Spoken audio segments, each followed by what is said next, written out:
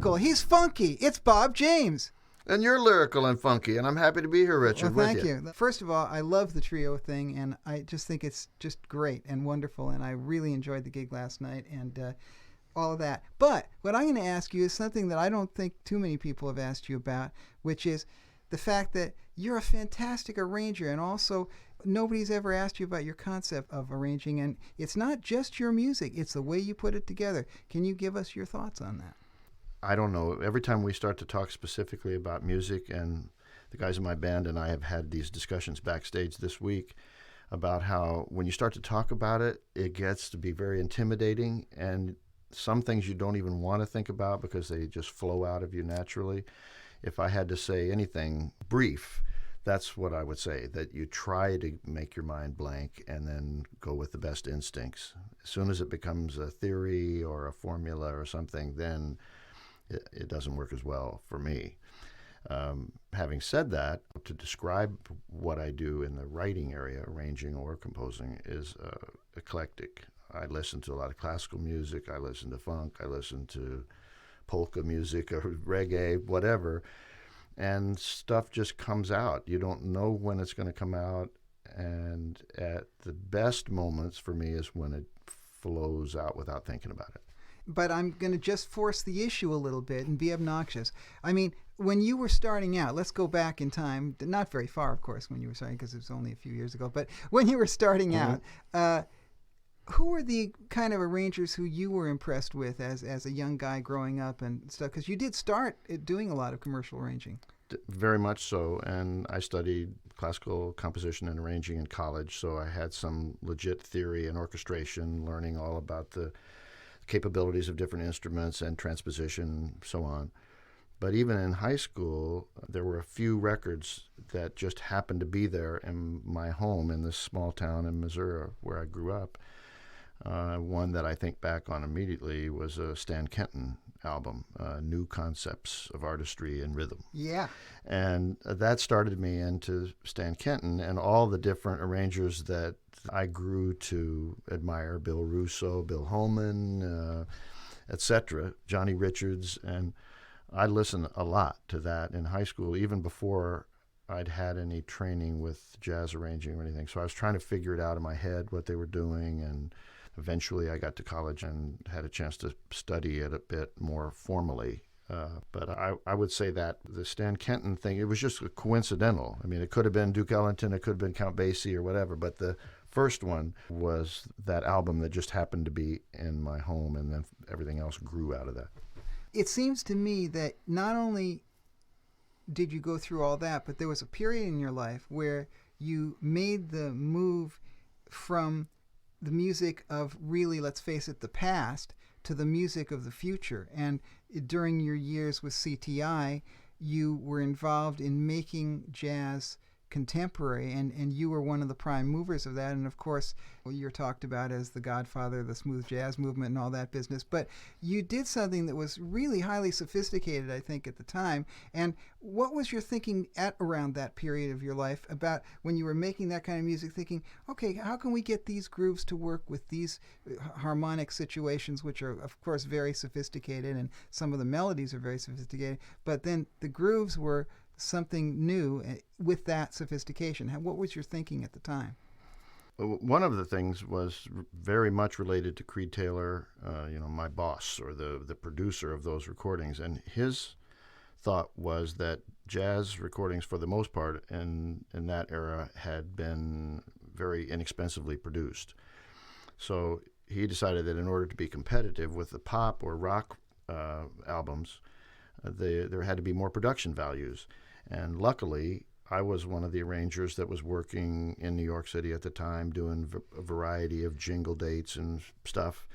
But I had a jazz background, so he began to hire me to do some, I guess, gloss or production type of addition to an otherwise simple rhythm section kind of recording session. So a lot of those early recordings happened to me rather than me conceptually deciding that I was going to do it.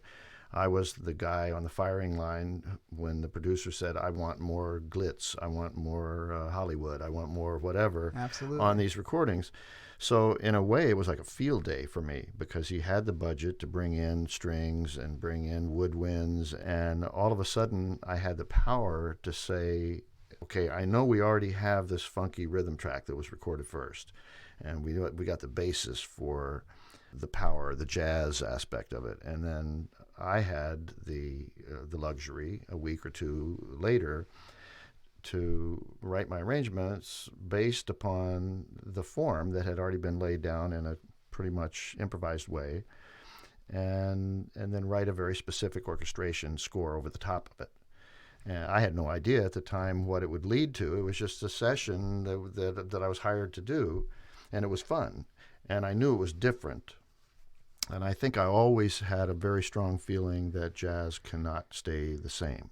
And so even though I knew we were headed out in a different path, and some aspects of it would not seem like it was jazz to purists or to people who thought that jazz should be made only in a specific way, but nevertheless, it was more exciting to me to embark on something different.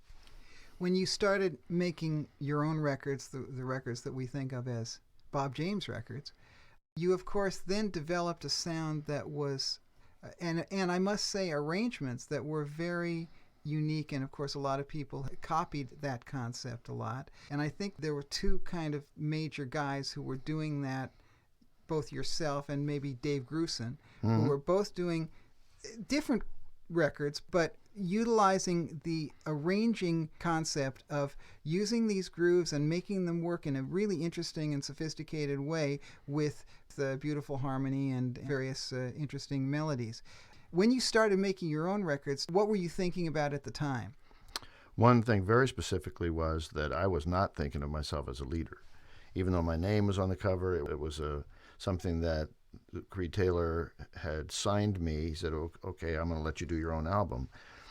To me, that meant be an arranger on the album. And a lot of the first charts that I did or decisions that I made, I felt very uncomfortable playing the melody. And so I was always looking for somebody, Hubert Laws or Grover Washington or somebody to be out front so that I could write my arrangements around it. And by the time I realized that the first couple of tunes that became successful, like Feel Like Making Love, I did have the melody, and I was sort of stuck out front being the leader and had to grow back into it.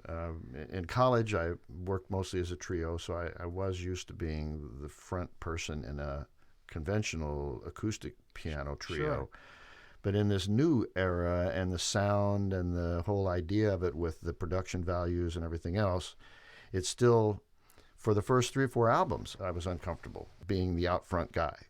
And I'd have to say, even now, however many years later, I still get just as much pleasure out of being an accompanist as I do at being out front. Yeah, that's very obvious from watching you play last night. You could see how much you enjoy that role. But I'm also very glad that you overcame your shyness and became the leader that you are. Well, as part of it's like a responsibility. I mean, when I listen to other artists, I expect them to give me their stuff. And Yes. so I just felt like I can't be a coward about it. No. And I have to step out there, whether it feels awkward at first or not. And it has gotten easier over the years. Right.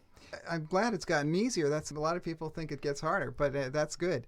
How much do the musicians that you're using influence the stuff that you're writing for a particular album or the way that you will arrange a particular album? It's everything. That's the complete essence of what I feel in some ways separates our music from other stylistic things. The personality of the people involved and playing in a group. The music completely changes depending on the personnel. And that's the exciting part of it. It's that dialogue that you get, or the interaction that's going to be different when you're playing with one musician as opposed to another musician. And it's one of the things that I feel is missing from this new era of sampling and loops and automated kind of processes with music, is because those automated things don't change. And you can play over the top of them, but no matter what you play, it is going to stay exactly the same. And that part, to me, is one very, very important ingredient that's missing when it's not there. And so I totally look forward to the challenge of going out live and playing and interacting with the great musicians that I'm lucky enough to be playing with. Yeah, I've noticed that ever since you've been playing with Billy Kilson, who is just, my favorite drummer in the world, ever since you've been playing with him, you've actually included in the arrangements of your tunes and maybe even in the writing quite a bit of, a lot more interplay rhythmically and a lot more cute little rhythmic ideas that you utilize with him. If I can just say parenthetically, it's wonderful to be talking to somebody who listens so closely. Sometimes we think in our music that maybe people are not getting some aspects of it, and so I really appreciate it, and thank you for listening at that level. Certainly, I agree with you 100% about Billy, and I would say, and I hope he would say something similar, is that we have grown in our friendship and in our musical collaborating over the 10 years that I've known him. And I always felt special about him, but I think you have to get to know somebody really well before you open up and they open up to you. And Billy is an explosive drummer. He's an unpredictable drummer, which I really love because it's those surprises that keep you awake, that keep you trying to go to new places, and he always does that. And I try to do it for him to, in some ways, force him to go into a new place and force him to give me all of the explosions. That's right. And so in the best scenario, it's a mutually good thing for both of us. And also, he's listening to you like a hawk. He's on everything. And when you do a little rhythmic, little funny thing in there, he's on it. Right on top of it. And I can see the enjoyment of both of you of having those little rhythmic interplay games that you'd play. And I really think in just listening to the tunes over the years, if I listen to the albums where you're playing with him, I even notice maybe in the writing that you're saying, hey, this would be a good idea. And I know Billy's going to nail it. Absolutely. Yeah. Absolutely. In reference to the piece we did today and the challenge of trying to come up with something new for you for this encounter, it's a very big part of it that we're out here on the road together, that I'm experiencing his personality and the way that he swings when he plays music, and it influences everything. And apropos of what we were talking about earlier about describing stuff, yes, it's fun to talk, but I almost feel superstitious about talking about it too much. And when Billy and I do the dialogues, we rarely ever talk about it,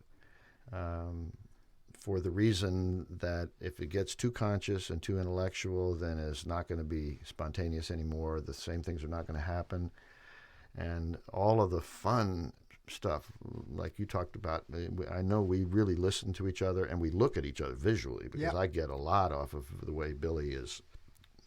It's He's a a dancer. choreography. He's a dancer, man. And we had the most fun because at the club the other night, one of the fans came in and told Billy that he reminded them of Fred Astaire, and it was the greatest, off the wall, unpredictable compliment, and yet it took a minute for it to sink in with me. But they were right, because he's both this raw, guttural player, but he's also graceful and rises above the music. And having said that, the next night there was the inevitable time when we weren't in sync, and there was a kind of a clunker. And I told him that he was closer to Fred Flintstone than he was to Fred Astaire at that moment. Yeah, great. The word dynamics is rarely discussed because most people just hit a groove and then they hit it. But you guys, part of your music has always been, when I introduced you and I said lyrical and funky, that's really important because you get the most delicate whispers to the funky, down the main line grooving. But he's so sensitive to that, and you say explosive, but I also say I've never seen anybody play so delicately, and it's so in sync with your thing. So Completely. So anyway, I'm just totally jazzed by the whole thing. It's been very enjoyable, and of course, I'd like to talk to you for about 6 hours more, but in fact, I'm going to let you have lunch. So, Bob, thanks for coming along. Richard, thank you so much. You're inspiring, and knowing that there's somebody like you who listens so closely and cares about the music so much is a dream for us. That's what we hope to find a few times in a lifetime. Well, thank you, and I have a beard too, so There you go. that's the deal. I hope we can meet many, many more times. We will. Thank you, Rick. Good, great. So, while Bob was in the studio, he said, "Hey, Rich, I just got an idea for a head for a new tune. Would you mind giving me a minute while I write it out so I can try it out with the guys?" The guys, of course, being Billy Kilson and James Genus. I wasn't really about to stop him doing that, so I said, "Not only will I give you a minute, I'll give you all coffee and cookies." And here's the tune, which imagine my surprise later and happiness when he called the tune "NILES A HEAD."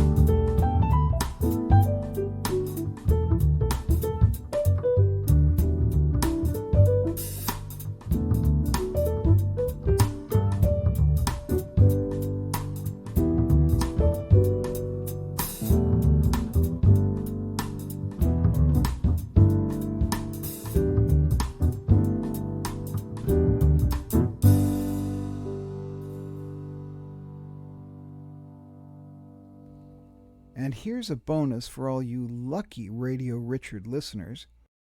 Bob had been in my studio in 2000, and he came to the studio with the great Chuck Loeb on guitar, and they recorded a beautiful duet called Alone Together.